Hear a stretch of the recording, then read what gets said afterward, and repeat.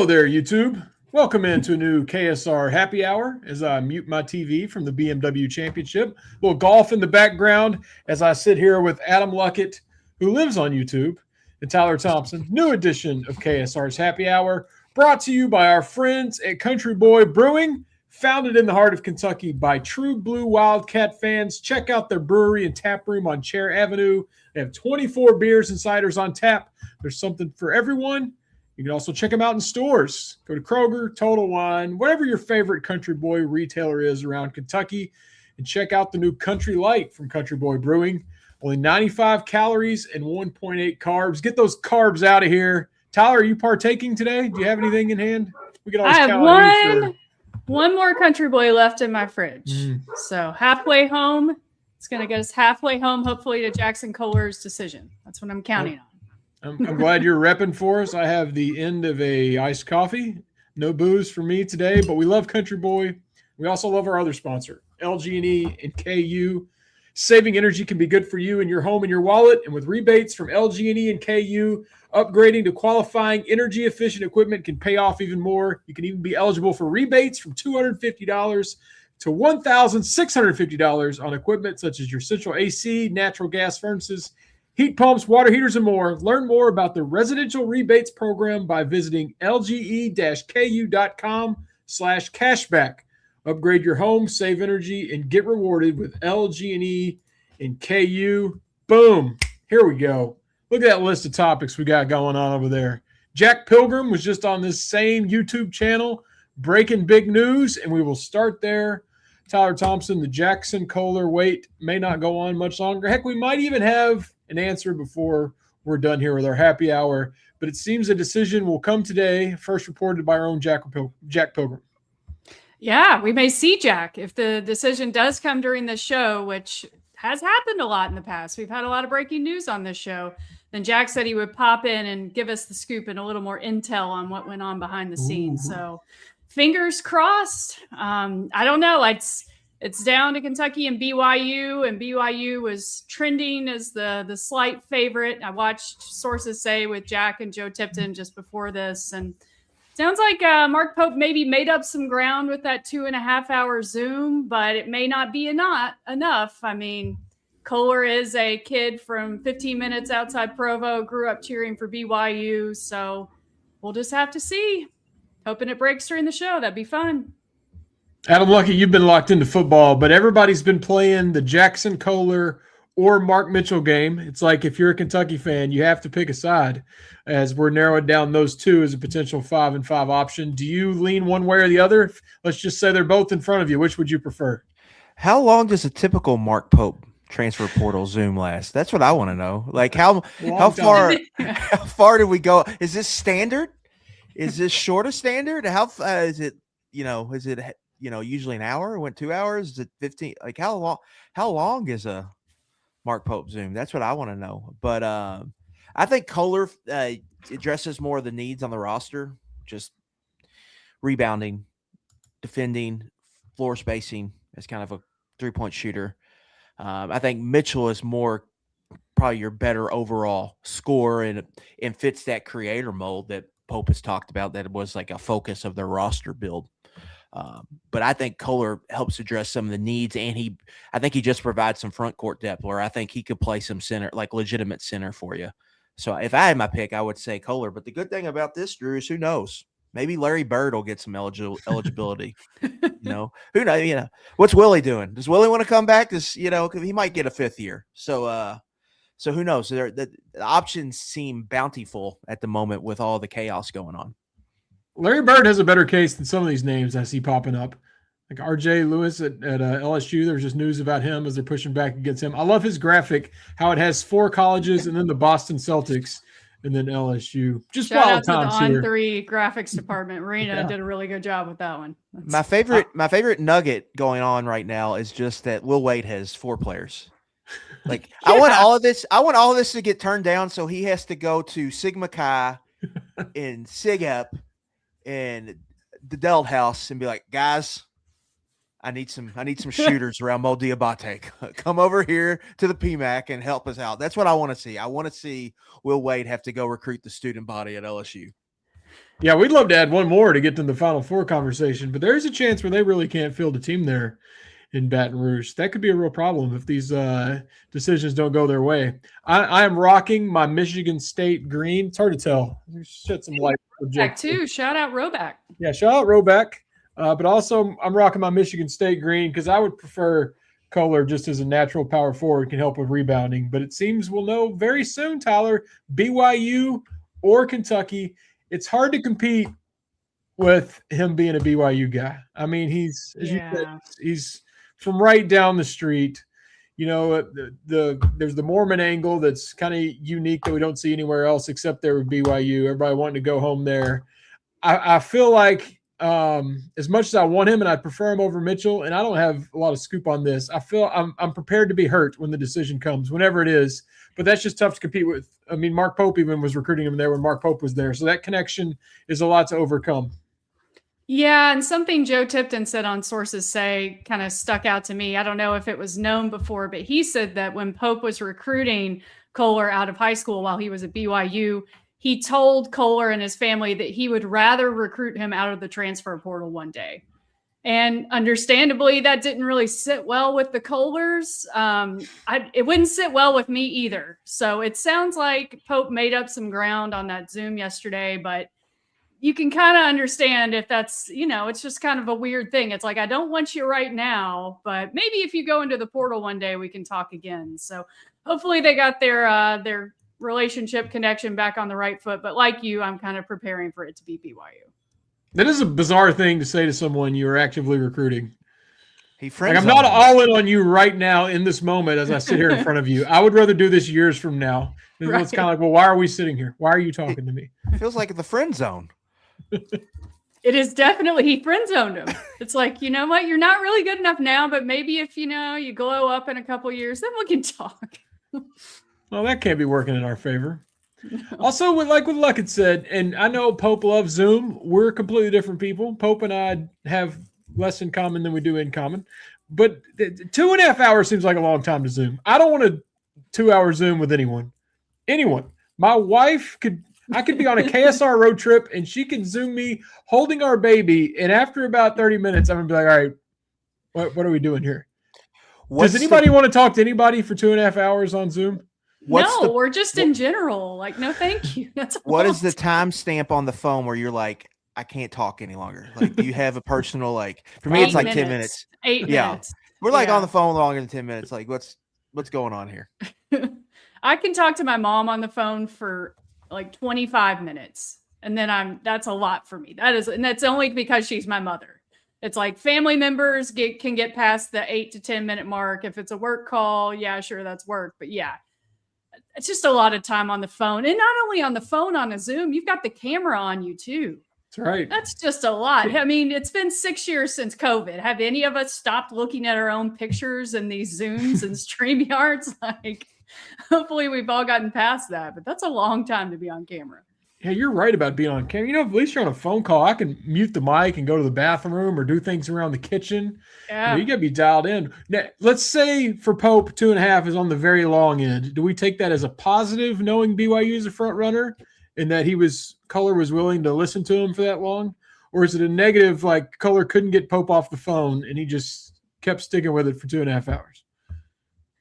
I would like to think that they're sharing some kind of presentation, like breaking down his film and how they would use him and stuff like that. It's not just basically them speaking to each other for 2.5 hours about, other stuff. But I think, haven't we heard that some of these Zoom calls have lasted like 3+ hours? I can't remember which recruit it was, but during portal season, I think one of them told us that they were on the phone for like 3 or 4 hours with Pope or on a FaceTime or Zoom. That's just insane to me. I think it's got to be a good thing if it lasts that long, right? Otherwise, whoever it is would just get tired of it and say, you're wasting my time. So I think so. It means he was open to whatever Pope was selling for 2.5 hours, even though that would have been an automatic no for me if I was being recruited that way. If it is Michigan State, we shouldn't be, or BYU, we shouldn't be that surprised. It seems things have been pointing in the Mitchell direction for a long time. This wouldn't be anything new. We've all been kind of assuming it's more likely that you get Mitchell. We're also counting on the courts for that one. which brings me to Rosie Boo 65 saying, we are currently competing with the court system in the Mormon church. What a world for college basketball. But you know what? That's kind of where we are right now. How much do we worry about striking out and adding no one when it's been very clear that Pope wants a 15th player? At this point, there's no denying he feels like he needs more. He's been so open and aggressive about it. If he ends up not adding one, how do we perceive that? It does feel like the typical Kentucky fan worst case scenario fears have popped up.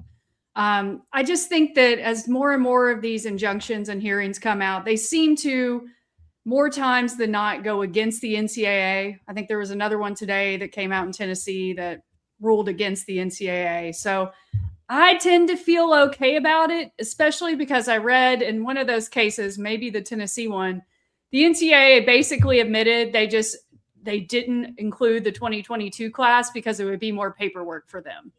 They're like, it's more administrative, stuff to try and they knew what they were include doing. These guys. Yeah. So, but that's a bad look. If I were a judge and I heard that, it just sounds like they're lazy. So I would rule against them. So I tend to think that the hearing will go the way that we want it to, hopefully by tomorrow. Well, that's the latest in the Kentucky basketball roster movements. Like I said, Tyler said maybe Jack will pop on later with breaking news. We'll be on here another 50 minutes. Anything could happen with Kohler making it clear that he'll decide today BYU or Kentucky. Then whatever happens there, we'll either get excited to chase the Final Four or we'll turn to Mitchell and see what happens with that one. But at least part of that will wrap up soon, and we'll keep you updated if it happens during KSR's Happy Hour. Now for a little football talk. There's actually been not just camp news, a lot of random news pieces on the football end. Luckett, I know you've talked about this nonstop with 11 personnel, which is now daily, by the way, for all you 11 personnel listeners. You can get a dose of it every day. 6 o'clock. Let's start with the GM news, assistant GM news. They added Alex Brown. Is that a name you're familiar with? We've done our homework by now, but do you like the ad there at a critical time as they lost Biondo unexpectedly? I did not have that name in my little personnel Rolodex here in the office. I'm shocked that we're in a file cabinet on the somewhere. spreadsheet? Come on. It was not on the spreadsheet, but got familiar real quick. I think he makes a ton of sense on paper. Was like kind of an ascending front office member and just got opportunities at higher places, took a chance to go be a scout. He's even a podcaster, so we got to watch ourselves around him. He might try to, get into the KSR web and whatnot, take some views away from us. But I think it makes a lot of sense on paper. He's worked in the SEC at Ole Miss. Ole Miss and SMU, last two places he worked before he went to the Falcons for a year, are known for having like just aggressive front offices and structures and systems in place to really be on the forefront of some of the NIL and player compensation and how they build their teams in modern day roster building. So you have to like all of that. And so I think he's a guy, Drew, where now that he's back in college, I think he's pretty close to getting a GM job somewhere. And so Kentucky gets him in as a number 2 here, and it's a quick replacement. I had questions. I didn't know if they were going to replace. Like, were they going to still do that? Were they still going to commit the financial resources? And they are. So Stein still has a financial backing, even though there's been a change from Mitch to Bat and new leadership in Lexington. So, we won't really know how this hire works out until, a couple years down the road once you see the rosters they build here moving forward. But I think it's one that makes a lot of sense. And it's, again, real evidence showing that they believe in this kind of front office structure and they're financially committed to it. And Kentucky's hopeful that this leads to more efficiency and better rosters, and better rosters mean win more football games. Well, Stein said it many times. Got to have good players to be good.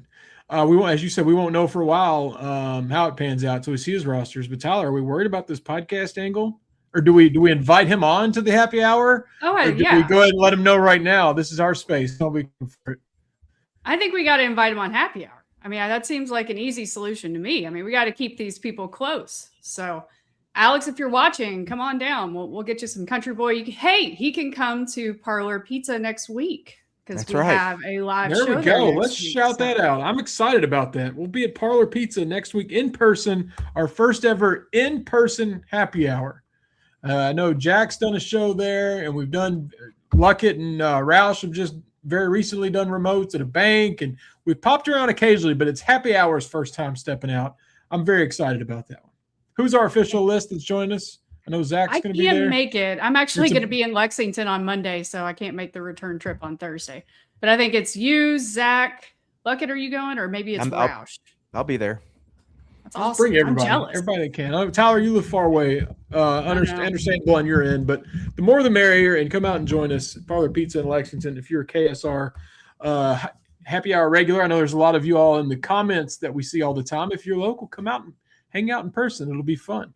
Which brings up one question I wasn't going to bring up, but Ace did it too. So, Tyler, you're wearing red today. Ace wants to know that's loud. I wasn't going to say anything, but now that it's been brought up twice.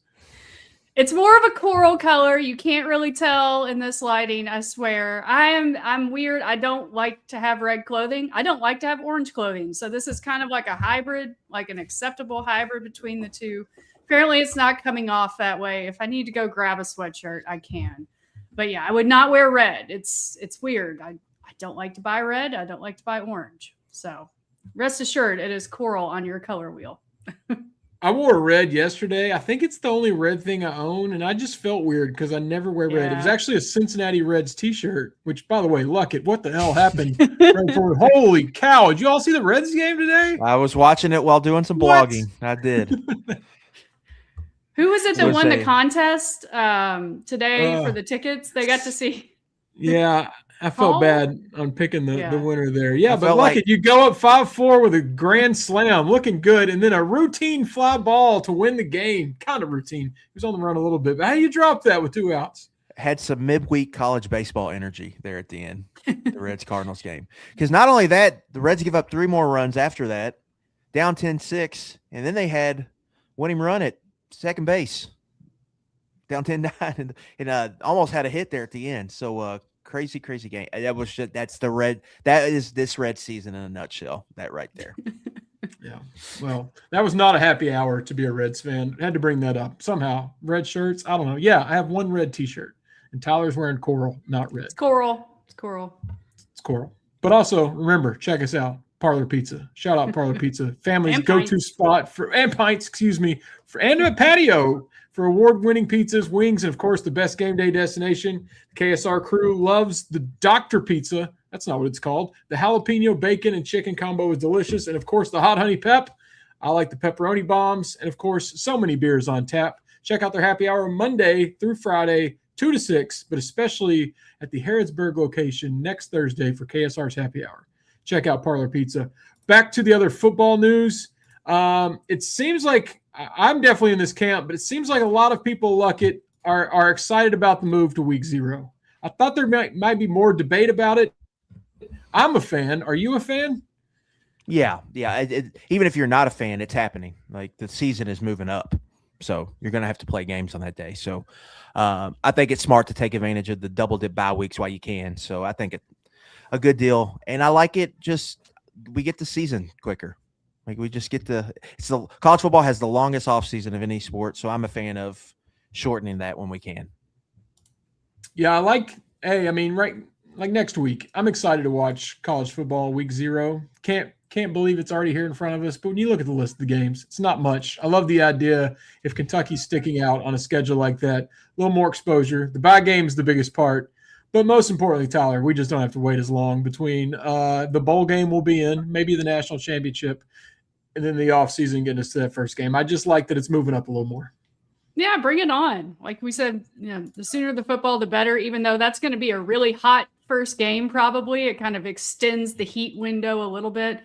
But like you said, 2 bye weeks is really nice. A couple of years ago, the calendar just fell such a way that we got 2 bye weeks, and that was awesome, especially for those of us who cover both football and basketball. Those crossover weekends can be brutal, so having kind of a breather is nice. But much more importantly, it's nice for the football team because, they don't get their bye week until Halloween weekend. That's crazy. So having another bye week, presumably earlier in the season, will be really good. And we're starting the season with Murray State next year. Steven, I know you're excited about that. Are you going to have to? Goal. Yeah, he's going to have to wear the shirt where it's half Murray State and half Kentucky and house divided and all that. So looking forward to it. I vote we KSR creates a rivalry trophy, and Stephen Peak can present it after the game. Oh. He can give it to his old high school buddy or his alma mater. Winner take it. Take it home. The problem is, no matter what happens, Peak will be worked up that either Murray didn't keep it close enough or Kentucky's not good enough because Murray kept it close. Either way, he will be pacing afterwards, reading off some kind of stat to us when we should be getting ready for a rapid reaction. But Pete, back there behind the scenes, I know you're excited for Murray coming to the Lexington next fall. Yeah, I think the last time these two played, it was like the ugliest game we've ever seen. Is that right? It was 2 years ago. I know that was like 41-6 or something. Didn't we do the rapid reaction at the start of the fourth quarter? It's a good one win. That's happened before. That could have been that game. I remember doing that. I don't remember if it was Murray State or not. I think it was. It was a really bad game. I mean, it was really, really bad. I don't remember much about it other than just I think Nick Roush called it an abomination to the sport. Well, we get the second rendition of that, week 0 in 2027. But we got 2026 ahead of us. Yeah, that was the end of 2024 when I think that was Cutter Bowley's first start, actually, when things weren't going great. No, I think he came in off the bench because I think that was the week before Texas. Yeah. But yeah. I feel like was there a running back that came in and made a big splash? I got to look this up. I'm having memories of that game now. Nobody cares. Question. Something happened in that game. They started the game with a deep shot to Hardly Gilmore, and the safety it hit him in the face mask. It flipped up, and Gilmore caught it, and it was a touchdown. I think that's how the game started. Oh no, I know what it is. That's right. I was thinking of a breakout running back. Wilcox had a huge game. He had 125 yards, a 30-yard run, a touchdown. I remember thinking, we have the next Barry Sanders watching this guy against Murray State. That's what was in my mind. So I have a question about this scheduling change. So it's all because the NCAA voted this summer to allow the season to take place over 14 weeks. So 12 games over 14 weeks. So are they going to call it week 0 anymore? Because it's technically just week 1. Starting next year, right? I think TBD. I'm interested to see just how many teams actually move to it. I think it'd be silly if you didn't, because then you get 2 bye weeks. Why wouldn't you? Some coaches don't love having the extra bye week. They have a rhythm to the season, so they might not want to do it. But eventually what's going to happen, the real reason they're doing this is at the AFC Coaches Convention in January, the coaches came out and said, we want the season to end on December, 8th or 12th, whatever, some day in December. And so, that's kind of an issue because they have all these playoff games scheduled out here over the next few years. But what's going to happen eventually is they're going to move the season up, and the season's going to end by a certain date in December. So to do that, you're going to have to start in week 0. What is week 0 now? And so I think they're just starting that process. And they're allowed, because I think there's been enough noise for teams to want to play for this that the NCAA just kind of threw them a bone, and just because you needed a waiver to play on week 0. Like you had to file paperwork to say NCAA, let us play a football game on this weekend, where they got rid of that process. So you're going to see more of that movement. But eventually here moving forward, there's going to be a date in the near future where they establish where the playoff's going to end sooner. We're not going to play football games until January 20th.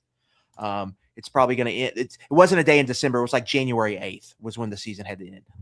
So that's going to happen soon. It's just they've got these next few years with the playoffs scheduled out. Once they figure that out, then you're going to see the season really start then. And then you get 2 weeks without the NFL, college football does, by doing that.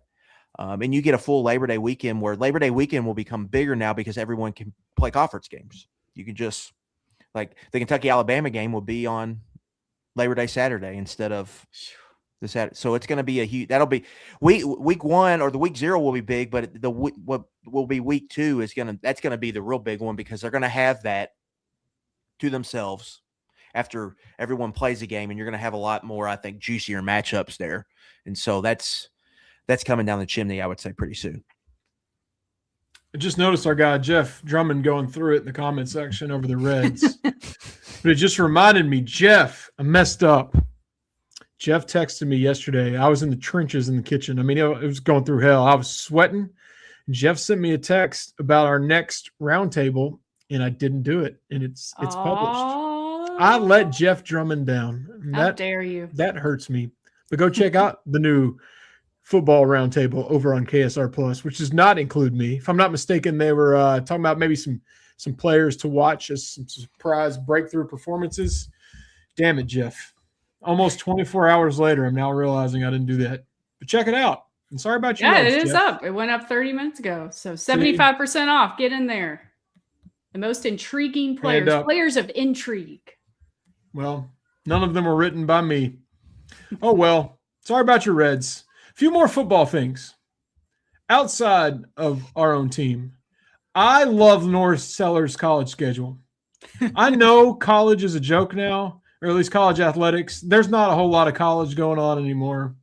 But Lenore Sellers not taking any classes whatsoever. Zero. Not even dinosaurs and disasters. Not even like we're just going to throw you in this class. We don't care if you go. Just tell people you're going to class. No, he's just has no class his senior year. I love that. And then the fact that his internship, Tyler, is at a place called Party Golf. Like he couldn't be at a bank or, an architecture firm or something in town. No, he is shagging range balls at Party Golf. That might have been my favorite offseason story of the summer in the SEC. I mean, he's living the dream, right? I mean, I just imagine him on a golf cart with his feet up, like going to pick up the balls at one point in the hour and then hitting, at the driving range the next. That's pretty impressive. And I think I read in some story, maybe the same story, that he had another internship with a company that designed, like an architecture firm that designed stadiums or something. So he's a really smart kid. Obviously, he's smart enough to have gotten all of his real coursework done so he can just do stuff like this as a senior.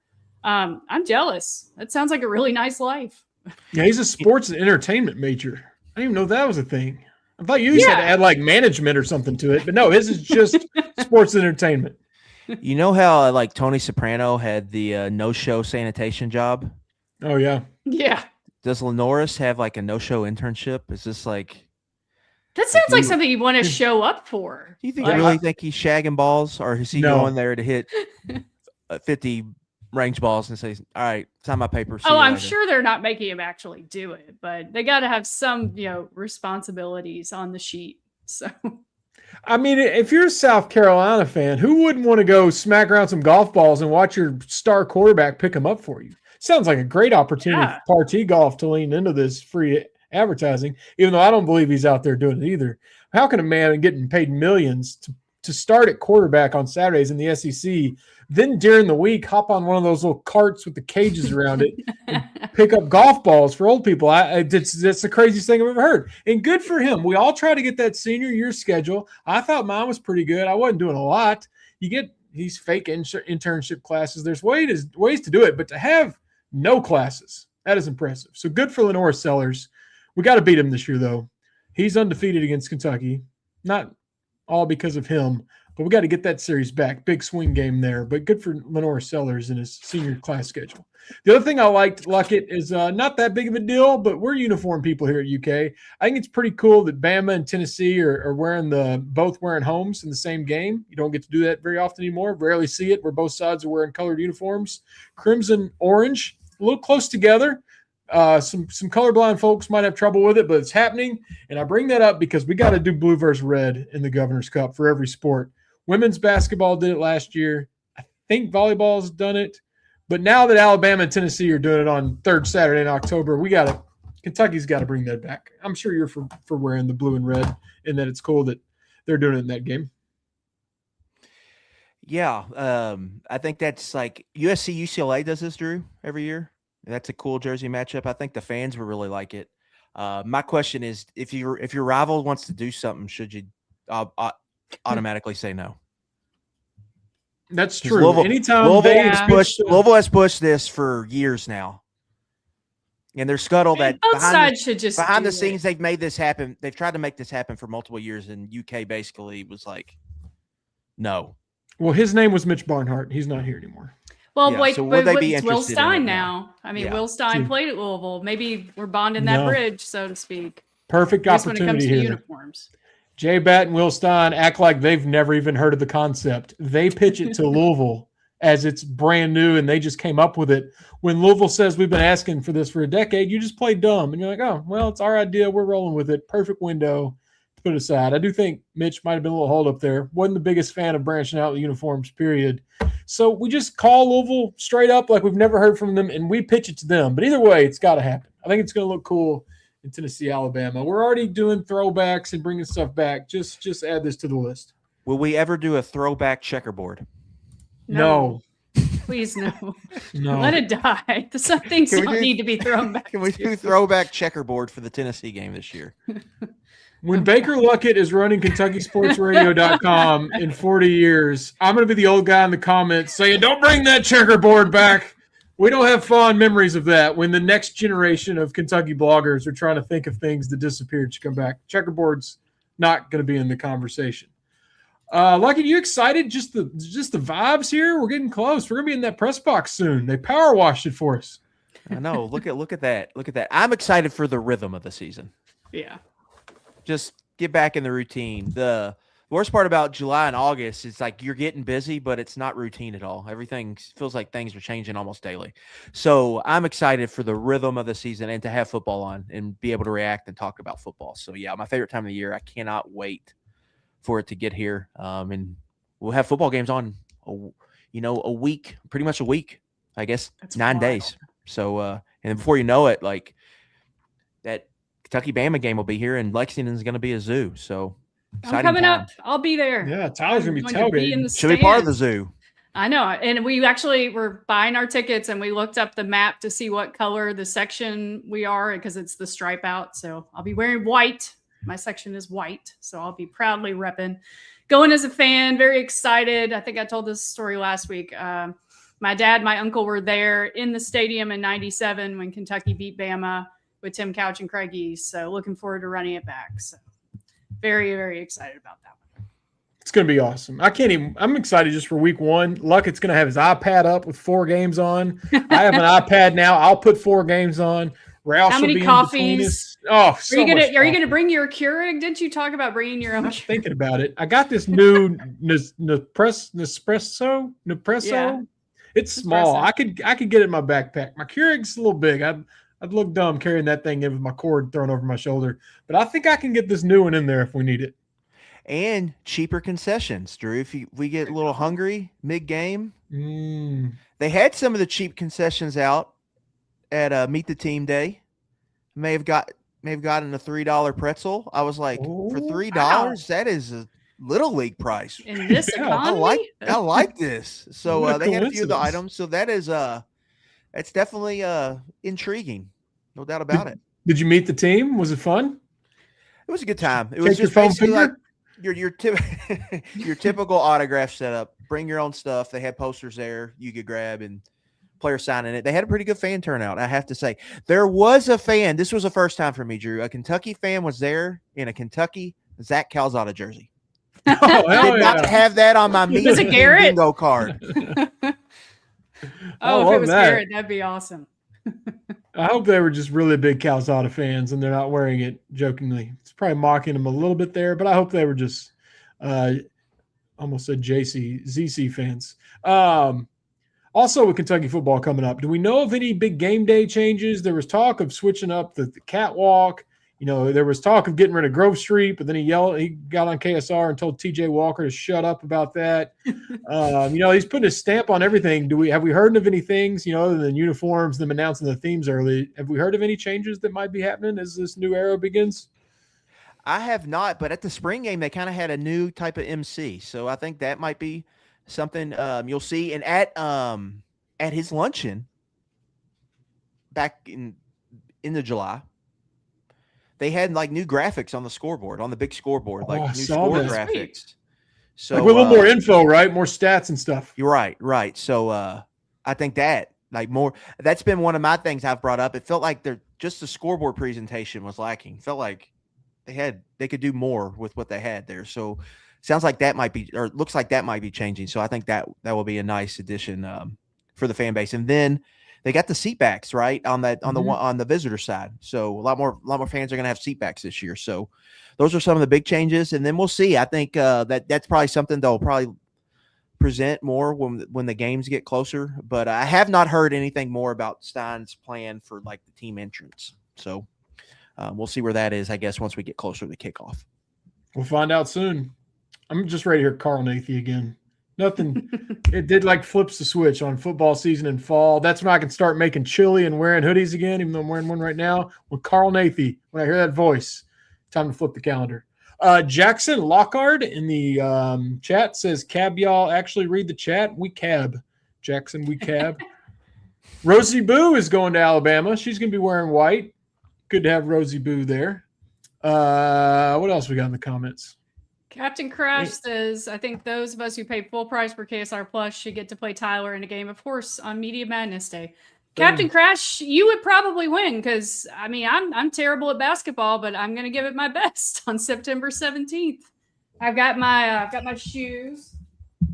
I've been breaking my shoes in around the house. So at least I may look the part. Whether or not I actually do the part, we'll see. But the Media Madness will be during KSR Happy Hour's normally scheduled time. So I think we may try and go live from there if we can. That'd be really fun. And maybe those of us who would excel in the warm-up drills section can do that and then come host the happy hour while KSR's award-winning team actually brings home the dub. So do you all know the format for like what you're doing? No, they like, haven't said anything. Like, are you playing horse? Is there a skills competition? Are they getting a chair so we can all have a dunk competition? Like, what's going on? We're all doing the Taco Bell Skills Challenge. It's exactly the Taco Bell Skills Challenge from the NBA. You pass it, bounce pass through a little circle, run around, hit a three, lay up, all the drills. Don't they dribble between the sticks? Don't they have the sticks like the dogs have? Where they go in and out? Yeah, the dogs have. So if they had to have like dunk contest judges, it'd probably be the team and the coaches judging. But it'd be really funny if they had old media members, like if Jerry Tipton was there judging, like, you know, Oscar Combs. That would be fun. I don't know. I'm looking Rob forward Bromley. to Rob Bromley. He has certainly deserved a place on the panel. Steven, how's your hamstring? We need an update. Getting better. I think we're gonna be back to you know, you're never 100%, you know, at this point in the season. So Fair. But we can be 80%. We'll be all right. I like the idea of a dunk contest. Lower it to like 7 feet and just let's let all of us get a chance to throw a few home. I'm intimidated by all these videos people are putting out. Mario and Steven and Jack are going to the gym every day. We got Keith Taylor on the treadmill. I mean, am I going to get embarrassed in this thing? Everybody's putting out their highlight. I don't have anything to put out right now. I feel like I'm behind. Do I need to get out? You got the height advantage on a lot of these people. Nick Roush won't be there, so you've got the height advantage. So you should be in good shape. Yeah, I think we'll be fine. I think hopefully the above 40 segment will get a bit of a break. Maybe we can play the girls half court high school rules a little bit. I mean, if you think about it, KSR's got a pretty impressive team. We've got Steven, we've got Jack, we've got Mario, we've got Drew. Dr. Mike is going to play. He told me he is RSVP'd, and he is a Calipari Fantasy Camp alum. See, there you go. What are you talking about? I can bank in a 3. All right, there's my highlight. What are you worried about? Was that this year? When was that, Steven? That was a couple years ago. Yeah, all right. Now I'm going to put that out. It was after a loss. Oh, yeah, it's SEC tournament. Of course, it was after a loss. Well, it was Nashville. Well, we got that coming up for us. Got some short I think when you all go down to the SEC tournament, this is a long way away. Someone's got to make a sacrifice. You just need to go to the Bridgestone and like maybe it's pouring out a beer or someone who needs to make a sacrifice. I'm not pouring out a Nashville beer. That's too expensive. Maybe I'll take one from home and pour it out in Nashville. Not a country boy. We do have to do something. That's for another day. It's almost football time, almost Carl Nathy time, and tomorrow it will be Kentucky volleyball time. How about this way to start the season? They have this, there's something called the something showdown. First serve showdown, I think, starting tomorrow. ABCA first serve something. I think it's the first serve showdown. If not, I'm calling it a showdown. They have 8 ranked teams kicking off the volleyball season. A really cool event. Be awesome if basketball could load something up like this. Even though there are a few close to it. But Kentucky, ranked 3rd, are defending runner-up from last year after losing the championship game. Number 3 going to this year. Craig Skinner has just about everyone back, but Ava Hudson. Still loaded up out of the portal to try to replace her. Cats are looking good. And right out of the gate, playing Wisconsin, that's who we beat in the semis last year. They're ranked 6th, and it's on the main ESPN tomorrow night, 9 o'clock. Check that out. Neutral site game in Milwaukee, although it'll mostly be Wisconsin fans there. That's how geography works. Then on Sunday, Kentucky turns around and plays Pittsburgh. What are they ranked? They're ranked like number 4? Number 4. So Craig Skinner's volleyball Cats opening the season against number 6 tomorrow night, Friday night, 9 o'clock on ESPN. And they're on ESPN again on Sunday at 4 o'clock. Exciting start for what will hopefully be a championship season after they were knocking on the door last year, Tyler. I'm excited. I mean, we've talked about how the volleyball team is the best team on campus for a while now. I love that Craig Skinner came to media day wearing a shirt of Craig Skinner standing on top of a table. Like he's just awesome, and they deserve all the attention that they get and more. I think it's very cool that both of those matches are on ESPN. That shows you how much volleyball has grown. That I know there's not college football on yet, but that's pretty impressive that they're on ESPN. I love the clip that Kentucky put out today of the players trying to pronounce the names of towns in Wisconsin because there are some really weird named towns. So I thought that was a fun little bit. Very excited for them. Excited to watch that at 9 p.m. tomorrow night. It's a late start, but looking forward to it. I'm good for at least the first match. Anything after 9:30 lately is getting a little touch and go for me. Get a little sleepy, especially on a Friday. Who could stay up that late? But very exciting start for them. Seeking a 10th straight SEC championships. That's just bananas. And I was looking at the all-SEC list. There's 15 players on it, and Kentucky has 5 of them. So pretty loaded up. Look forward. Hopefully we can get a good start going against those two teams. They play in Wrigley Field soon. Play Penn State in Wrigley. That is so cool. Yeah, Sunday, September 6th. That's around the corner. That's the Big Ten SEC Challenge. Penn State, they played last year. They didn't beat us. We beat Penn State last year at Penn State. Still a big one, though. That'll be cool to watch them in Wrigley. Regardless, everyone should check that out. Something to watch on Friday night. I don't think Dateline will be new. It's been a rerun the last few Fridays. So perfect opportunity to watch UK volleyball. Very excited to get that going. I heard Craig Skinner on, what show was it yesterday? I want to get my shout out right. Local radio. And he was just talking about how much the sport's grown, and he thinks there will be a day where even during football season, people are seeking out volleyball on TV and having a ESPN game tomorrow night's a good start with that. They have 11 nationally televised games this year. They play Louisville on ABC. Wow. So it's amazing how much that sport's changed and how Kentucky is at the front of it lately. And we'll hopefully get a 10th straight SEC championship this season and finish the job in the NCAAs. How about a little high school football news? We got that starting up soon. Luckett, how's your team looking in your all's big Louisville Catholic battles that you and Will Stein and Roush were? I think Trinity's going to get St. X this year. New coach Brian Landis, former Frederick Douglass coach, is taking over at St. X. So new era. We'll see what happens. Trinity's loaded for bear though. They're they won't run the table because they play a brutally tough schedule, but they're going to be hard for anyone to beat in state. So Trinity looks like the heavy favorite. And I'm not too sure about these sales. They've had a couple of lean years here lately. Nick's on the board of directors over there. He needs to get the booster collective going. I don't know what he's doing over there, but St. X is new era starting, so we'll see how it goes. Well, he's not on the board of KSR voters because DeSales is not in the top 25. As you said, Trinity's number 1, big time leader in our voting. Great job by Zach and everyone who participates in that. My Madisonville Maroons did not make it. Tyler, is your school on here? I'm sure they're on here somewhere. You're good. No, I don't think they're on there, but they're on the up and up. Last year was like kind of a breakout year under Steve Stonebreaker, so I'm expecting even more this year. Still dealing with the old Boyle County coming and taking our people, taking our players. That recruiting, Boyle County's 3rd. Freaking Boco. Don't get me started on that. But yeah, I think the ads are going to do really well this year. Fingers crossed. Yeah, the KSR top 10 is Trinity, Christian Academy in Louisville, Boyle, South Warren, St. X, Frederick Douglass, which I can see out my window right now, Corbin, Owensboro, Highlands, and Ryle. That's all getting started this weekend. Exciting time for high school football getting going. We won't be doing our KSR game of the week this year, but we'll have plenty of high school coverage on KSBoard. We'll do some talking there. You can chime in from games you're attending and then recaps on KentuckySportsRadio.com. Tyler, do we want to go ahead and announce the big news that we were discussing right before the happy hour start? Would you like to be the one to break this? I would be absolutely honored. So we got the news earlier this week that the Harlan County Board of Education has voted to name the high school football field at Cumberland High School after our own Freddie Wayne Maggard. So very excited about that. That's happening on Saturday, September 26th. It's part of a big reunion weekend, the 40th anniversary of their state championship team.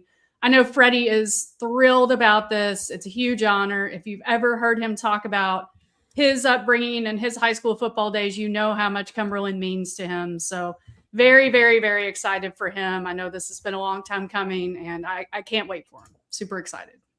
Yeah, I'm thrilled for Freddie. I assume they'll make a whole big day out of this.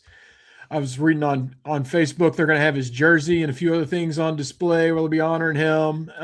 Eastern Kentucky, they're just so proud of their athlete. Really, they're just a proud area. So I know it'll be a huge turnout and what it means for Freddie to have this honor. I'm so glad it's happening. We all know what Freddie's been through, what he's still going through. We miss having him on our shows and being a bigger part of the KSR family. Still in the KSR family, but not doing pregame shows in the podcast like he was. So just absolutely thrilled for him. Luckett, I know you think very highly of Freddie too. Yeah, it's awesome honor. Glad he gets to enjoy that, especially probably a big reunion with some of his guys will be out there. So cool stuff. I'm sure that'll be a big time in the 606 when that happens, September 26th weekend.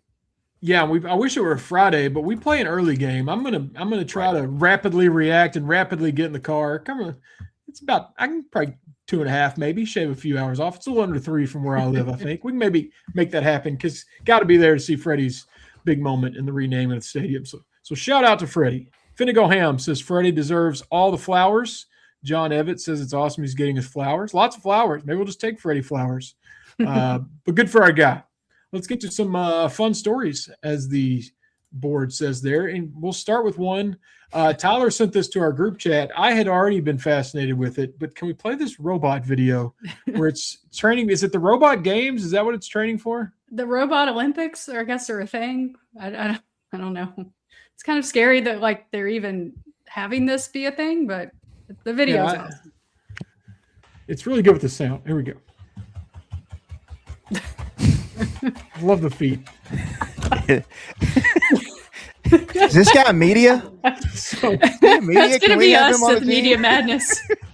So we're getting close with the humanoids. We're just not quite there yet. I mean, he was really booking it there for a few seconds. How does this make you go that direction? I can confirm that. Are we scared by this, or do we feel better? On one hand, he's running really, really fast, but then he breaks. So, I mean, they haven't caught up to us quite yet, or if they do, they're at least going to crash into something first. So his coach must have gave him a great pregame speech because he literally tried to run through the brick wall. Yeah, they're getting close with the technology. They just haven't dialed it all the way in. Once they get that turn. Yeah, I love the sound of the feet. Play it one more time. I just want to hear the feet. I just want to hear the running.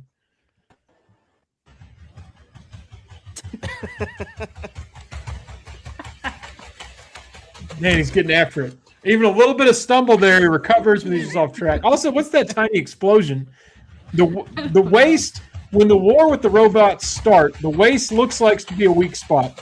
I like when he looks back right there. Like he looks back like someone's chasing him. Wait, actually his head lands first. He looks back and then breaks his own fall with his head. Yeah, we're fine with the robots. We're okay. We've all had that backwards. Plenty of people listening have had something similar. Yeah, look at that. I love how it freezes right there. That's just I'm confident if the humanoids, they want to start the war, we'll just zigzag. They can't keep up. Also, when it shows them shooting 3-pointers or kicking field goals just perfectly over and over. We're still good in track though, so no worries there. What is this Kentucky State Fair a voted sticker contest? So I'm not up to speed on this one. So the Secretary of State, Michael Adams, they're having a contest for, the little I voted stickers you get on Election Day. So students from across the Bluegrass submitted their designs, and these are the 8 finalists. So I thought we could go through them. Some of them are pretty safe. The I voted with the state of Kentucky. That's good. The the hands and the peace signs up, all normal. It looks like somebody did a take on the state flag, but then you get the really kind of interesting ones.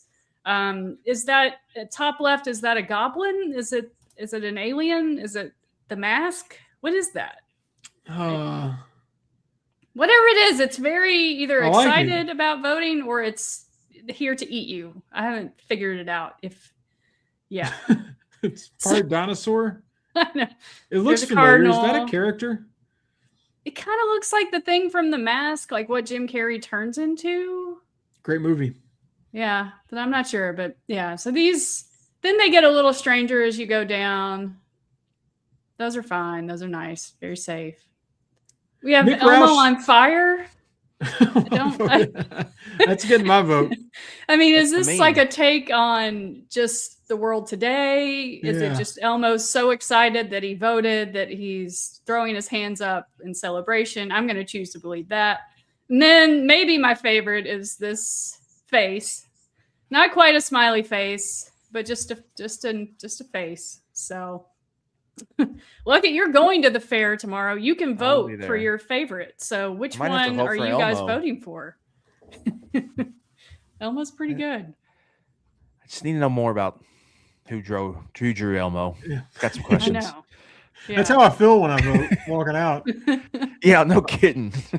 Nick Roush loves the state fair so much. I assume he submitted one. Do we have Nick's submission in here? He's participating. Nick is going to the fair for some content. So KSR YouTube channel, that's going to be up at some point. So keep an eye out on that.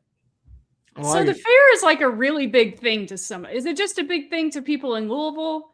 Because I grew up in Danville. I don't think I ever went to the state fair. It's not really a big thing down here in Tennessee. I would say, yeah, it's a big deal in Louisville. Now, I would say, like, there's people that come from the state for, like, some of the competitions or whatnot. So, but yeah, I think it's mostly a Louisville thing, would be my guess.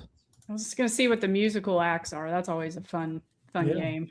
This is the first year we go for the food, really. The food, and it's the boys like the animals that are there. So, yeah, but the food is what gets me in there. Little pork chop sandwich. It's one of the hits. I recognize maybe 4 or 5 acts. So we've got Alex Miller. Wasn't he on? Oh, yeah. American Idol. American The Voice, one of them. Blackstone Cherry. I think Shannon just gets them booked every year. Right. Let's see. J.D. Shelburne, of course. Mm-hmm. The Kentucky Headhunters. That makes sense. Oh, yeah. Oh, Ricky Skaggs and Kentucky Thunder. I feel like they're there every year, Ricky Skaggs. And then a bunch of other bands I don't recognize. Chicago lead singer, 1985 to 2016. Is that just the lead singer of Chicago from that time period? They couldn't include his name? Imagine going thinking you were going to see the one from 2016 to 2026. You'd be so disappointed. Right. The Vogues. I don't know what the Vogues are. But yeah, lots of good stuff. What's your favorite food item at the fair, Lookit? Pork chop sandwich, deep fried Oreos. Deep fried Oreos, nice. That's a good one. I get the donut burger, or I've gotten it. It's the only food where I actually feel my body being like, why are we doing this? Like, it's good. Yeah. But when you really break it down, because it's got bacon, obviously the burger patty, and then Krispy Kreme donuts, and then cheese. As someone that eats a lot of fat kid things, I felt my heart being like, hey man, we don't have to do this. Like, we can stop right here. Just because they're all good individually doesn't mean you should eat them together. I've done it more than once though, but it does make your body, like, you feel your body warning you when you eat that thing. The show's been there, I feel like 10 years in a row. We're not going to be there tomorrow for the first time, but this is a nerdy thing to do. But I always enjoy all the counties have like a little booth. Yeah, that is like cool. Going around. Cool. I don't even care what's in the counties because we've profiled counties so much. I get most of them. I like seeing what counties apply themselves and what counties just like send some intern to hold a science fair board out there, or some really get into it and bring stuff. So it's trying to think what Boyle County would be. Boyle County would probably be something about Constitution Square and Ephraim McDowell, maybe Burke's Bakery. Those are Boyle the top County things. stealing players. Boo, boo, boo. No Boco. Jennifer Itman in the comments says, where's Holly Crash? This is a good question. Where's Holly in our comments? She's a regular. We got Rosie. Yeah. We got Captain Crash. Holly, we miss you if you're out there watching. Yeah. See her. Rosie Having Boo some- she's owning the comments today though. Yeah, Rosie Boo's holding her own show there. Let's get to a few of our KSBoard question submissions, and then we'll wrap this thing up. Mark Fox's Hammer. What a great name. Awesome name. Be the hammer, not the nail. What I want to know is, what is the furthest destination from Rupp Arena that you would travel in order to watch a UK basketball game? The Steven distance and does I- not exist. Yeah, you have been. Steven and I have been to London. Yeah. So that's got to be it for me. Been to Vegas. That's pretty far away. I don't know. I've been to Vegas for a Kentucky basketball game. Which one did you go to? It was the least memorable one. The Ohio State with Maxey and Quickly. Oh. It was when they lost twice in a week. They were The in other one was like Vegas. Utah or Yeah, something. they were in Vegas for a week and lost. And it was like, honestly, one of the more boring college basketball games I've been to. There wasn't much buzz in the arena. It was like 64 to 59. It was, yeah, that one wasn't great.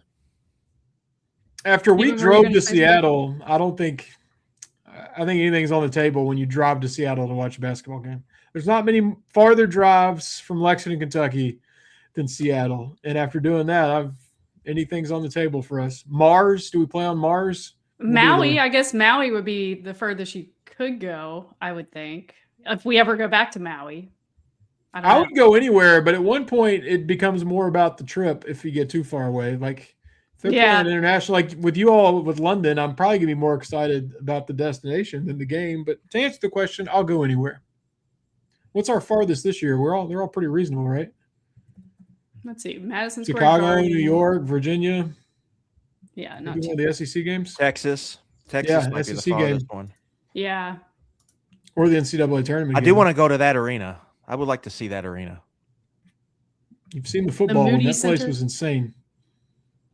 Texas is going to be good this year. I think that might be a loss because they're very good. That's an away game. If I had to guess, it feels like it would be like a Tuesday or a Wednesday night game. Not for certain though. But yeah, that's going to be a tough one. What's our next question?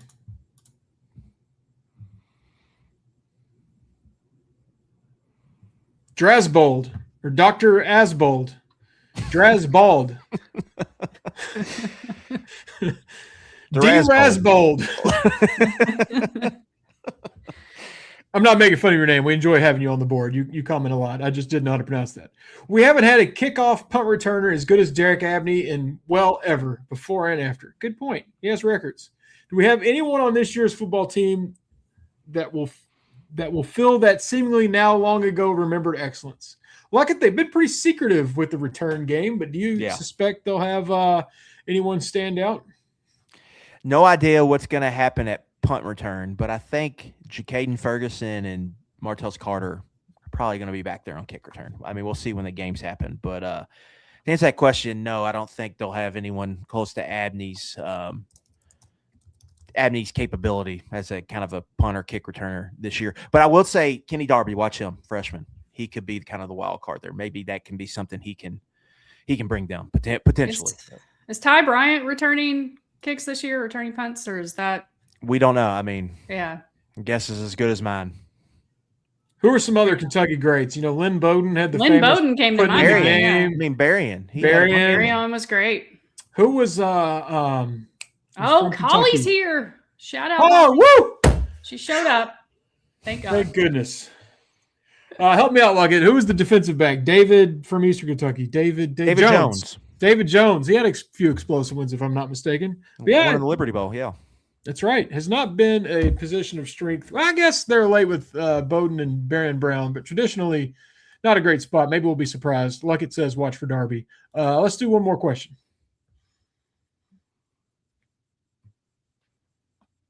Mark Fox's hammer again. You're definitely being the hammer, not the nail today. What are 3 things that are absolutely worth the money? Toilet paper. I was going to say good paper's toilet number paper. 1. Good toilet paper. Have you all tried the ones that has it's pre-cut with the wavy perforation? It's like easy tear. I used to make so much fun of it when the commercial would come on because I'm like, is it really that hard to tear your toilet paper? My mom had some at her house. It's pretty awesome. Like, I'm not gonna lie. So I'm with you. I didn't know I had struggles until now. Yeah. You're telling me maybe I'm not doing a good just job. saying, try it out. Jif peanut butter, Oreo versus all competitors, Heinz ketchup, Ooh. Brands. There are some brand name products that are way better Raisin than Bran generics. brand, Kellogg Raisin Bran, overall Ranch, other Raisin Hidden brands. Valley. Ranch. Yeah. Yeah, Ranch is a good one.